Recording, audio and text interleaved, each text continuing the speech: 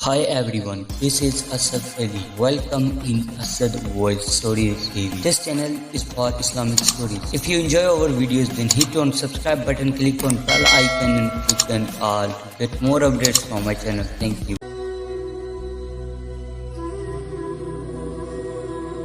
حضرت اسماعیل علیہ السلام کی قربانی۔ حضرت اسماعیل علیہ السلام حضرت ابراہیم علیہ السلام کے بیٹے تھے۔ ان کی والدہ کا نام حضرت ہاجرہ علیہ السلام تھا۔ حضرت اسماعیل جب گود کے بچے تھے تو اللہ تعالی نے حضرت ابراہیم علیہ السلام کو حکم دیا کہ اپنی بیگم ہاجرہ علیہ السلام اور اپنے بیٹے حضرت اسماعیل کا حجاز لے جائیں۔ حضرت ابراہیم علیہ السلام اللہ تعالیٰ کے حکم سے حضرت ہاجرہ علیہ السلام اور بیٹے اسماعیل کو وہاں چھوڑ کر واپس چلے گئے۔ ننھے اسماعیل نے پیاس کی وجہ سے رونا شروع کر دیا۔ حضرت ہاجرہ علیہ السلام نے سوچا کہ پہاڑی پر چڑھ کر دیکھوں، شاید کوئی آبادی یا سبزہ نظر آ جائے جہاں سے پانی مل سکے۔ انہوں نے ننھے اسماعیل کو ریت پر لٹا دیا اور قریبی پہاڑیوں صفا اور مروہ پر دوڑ دوڑ کر چکر لگانے لگی، لیکن انہیں کوئی انسان دکھائی نہ دیا۔ وہ فکر مند ہوگی۔ حضرت ہاجرہ علیہ السلام مایوس ہو کر ننھے اسماعیل کو دیکھنے واپس آئیں تو حیران رہ گئیں۔ انہوں نے دیکھا کہ ننھے اسماعیل علیہ السلام پیاس کی وجہ سے ایڑیاں رگڑ رہے ہیں، اور جہاں ریت پر ان کی ایڑیاں رگڑ کھا رہی ہیں وہاں سے پانی کا چشمہ نکل رہا ہے۔ انہوں نے جلدی سے بیٹے کو پانی پلایا اور خود بھی پیا۔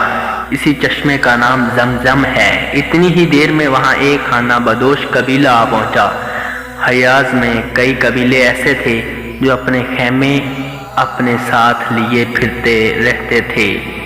انہوں جہاں کوئی پانی کا کنواں ملتا وہاں خیموں کی بستی بسا لیتے۔ اس قبیلے کا نام بنو جرہم تھا۔ ان لوگوں نے حضرت ہاجرہ علیہ السلام اور ننھے اسماعیل کو دیکھا اور ان سے چشمے کی داستان سنی تو بہت حیران ہوئے۔ وہ سمجھ گئے کہ ان ماں بیٹے پر اللہ کا کوئی خاص فضل ہے۔ انہوں نے ننھے اسماعیل علیہ السلام اور ان کی والدہ حضرت ہاجرہ علیہ السلام کی بہت عزت کی اور پھر وہیں خیمے لگا لیے۔